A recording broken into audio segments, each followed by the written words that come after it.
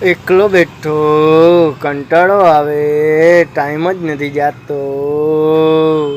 Comedy में ભાઈ બંધાવી ગયો, મને ઉપાડી લીધો ને નીકળી ગયા બજારમાં.